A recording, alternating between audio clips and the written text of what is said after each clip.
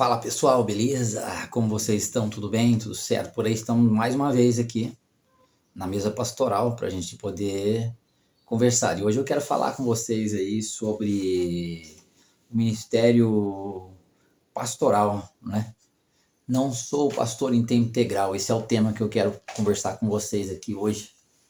É a realidade que muitos pastores vivem hoje, né?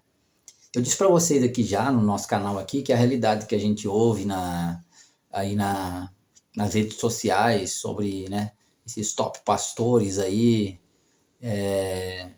que estão aí na mídia, que vivem uma vida, né, assim, tranquila, que vocês veem falar aí, às vezes até existem polêmicas em torno disso, né, o intuito do nosso canal aqui, mas essa não é a realidade da maioria dos pastores do nosso país. A realidade da maioria dos pastores do nosso país são pessoas que estão dando dando o máximo de si, dando tudo que tem de energia, de potencial para poder servir a comunidade cristã, a igreja. Essa é a realidade, né? São pastores que não são integrais, são pastores que se dedicam a uma função na vida secular, na vida profissional, e carrega consigo ainda a responsabilidade de conduzir, de liderar uma igreja. E esse é o desafio da maioria dos pastores, né, que conhecemos, os casais de pastores que conhecemos, que quando o pastor está na frente de uma igreja, a sua esposa também está envolvida de alguma maneira com essa igreja, seja direta ou indiretamente, ela também sofre os impactos, né, que são os desafios que essa comunidade ela impõe para o pastor no seu pastoreio. Então, algumas questões que eu gostaria de compartilhar com você aqui, você que não é pastor integral, o que você pode fazer para desenvolver os seus projetos?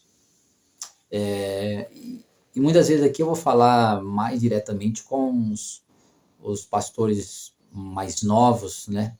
Aqueles que estão entrando agora na fileira aí, do pastorado, que se sente chamado por Deus, que se sente vocacionado por Deus e que recebeu essa incumbência do líder da sua igreja, né, do pastor presidente ou do reverendo da sua igreja, não sei qual a tradição religiosa que você é.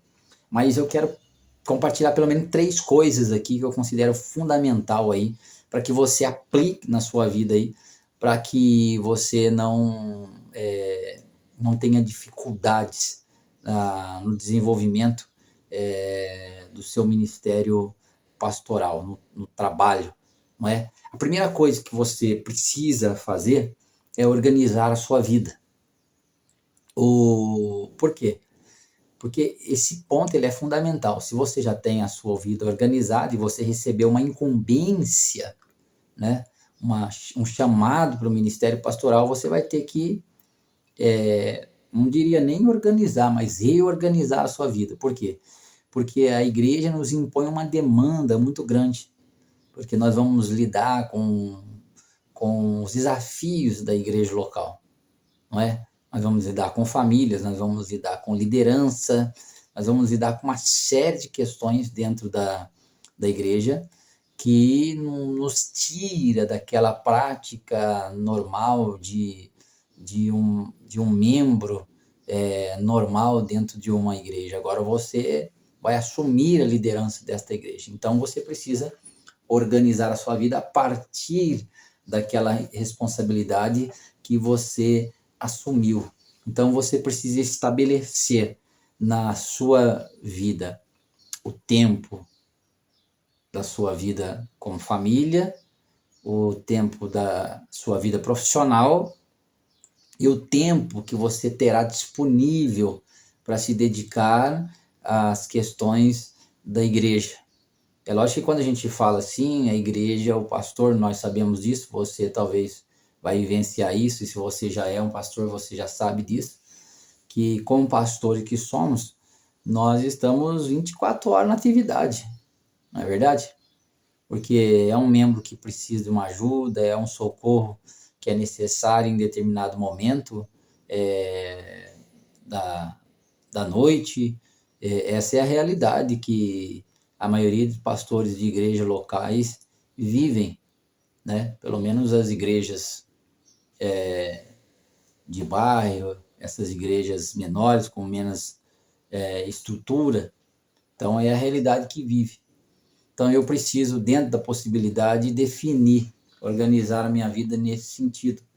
Saber o que é cada coisa em cada lugar, né? Não deixar com que a demanda de atividades e programas e eventos da igreja tome o lugar que é o lugar reservado à minha vida pessoal, à minha vida de relacionamento com Deus e à minha vida familiar. Não posso deixar que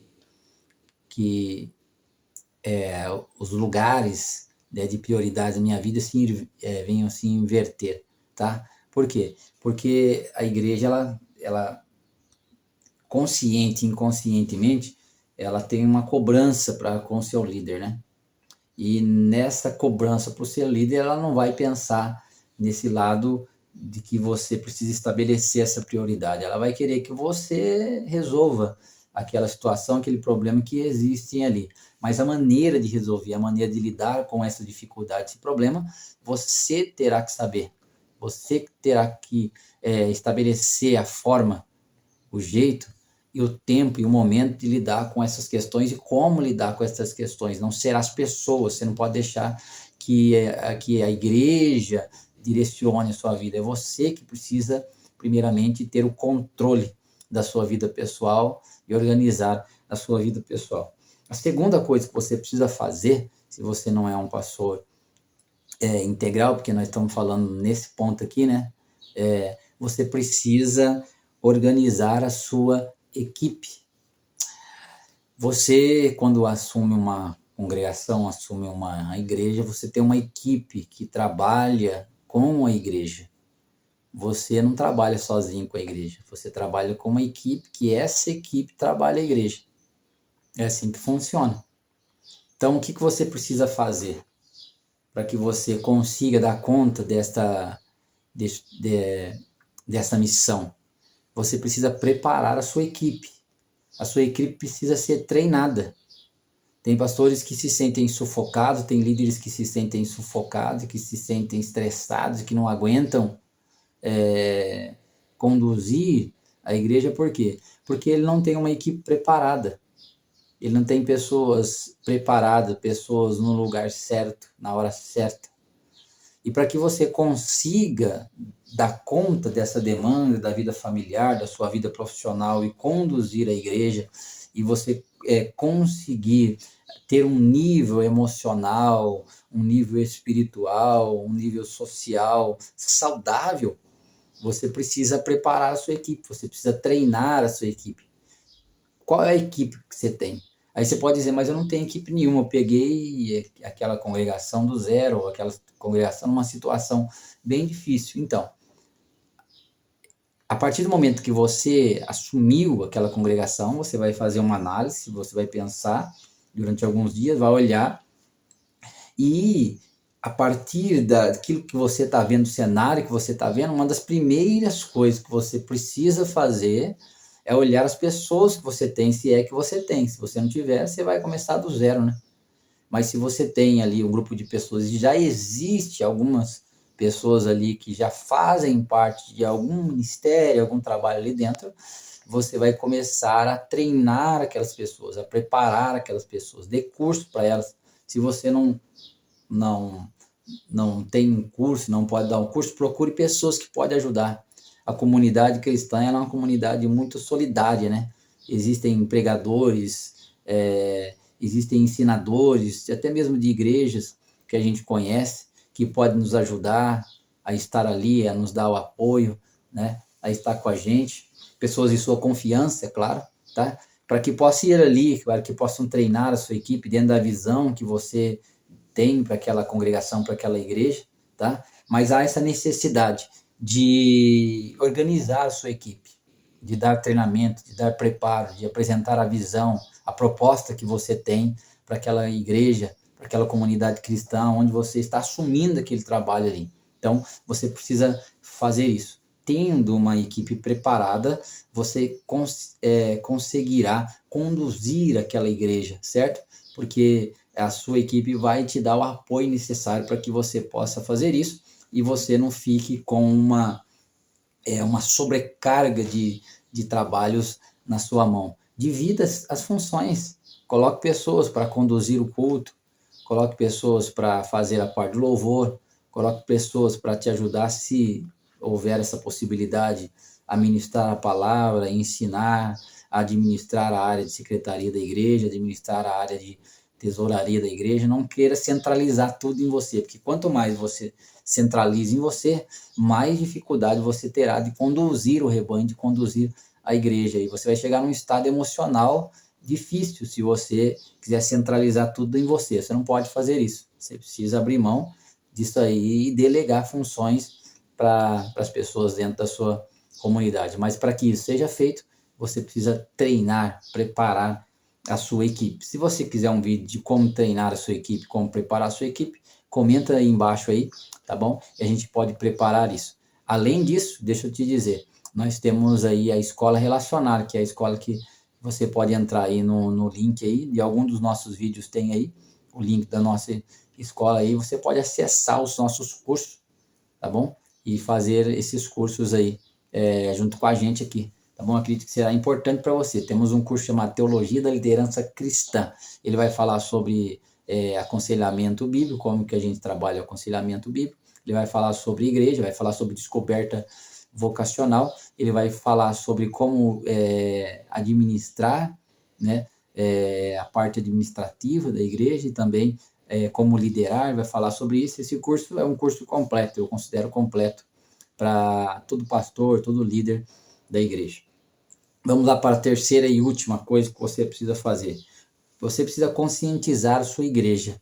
Depois que você já organizou sua vida, você organizou sua equipe, você precisa conscientizar a sua igreja. Você precisa deixar a sua igreja consciente do seu trabalho e dos limites que existem e das limitações que existem ao seu trabalho ali. Por quê? Porque você é alguém que não está integralmente trabalhando para a igreja. Você é, vamos dizer, o que nós chamamos de voluntário.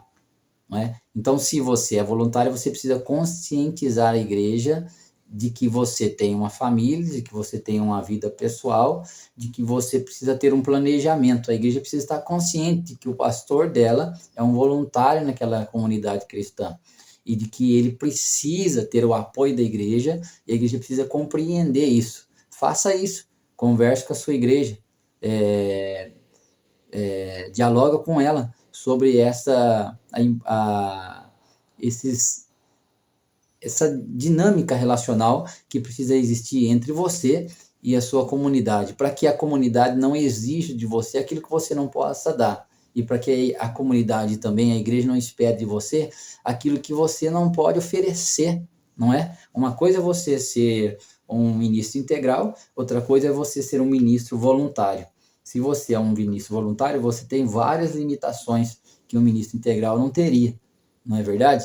Então, você precisa comunicar isso à sua comunidade. Por quê? Porque às vezes ela vai te exigir algo que você não pode oferecer, que você não pode dar. E você também não pode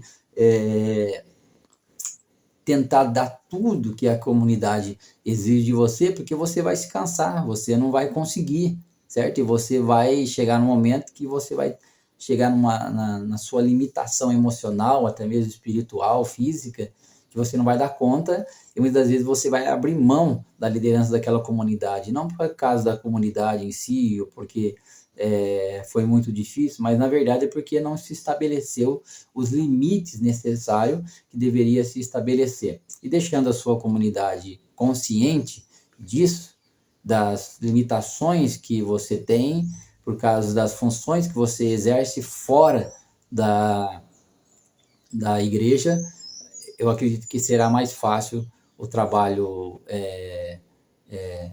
que você vai exercer e também será mais fácil também para a igreja compreender isso, tá certo? Então, pessoal, fica aqui a nossa conversa de hoje. Que Deus te abençoe e que, de alguma maneira, esse nosso bate-papo possa servir para a sua vida e para o desenvolvimento do seu ministério, beleza? Um abraço, Deus te abençoe, até a próxima. Tchau.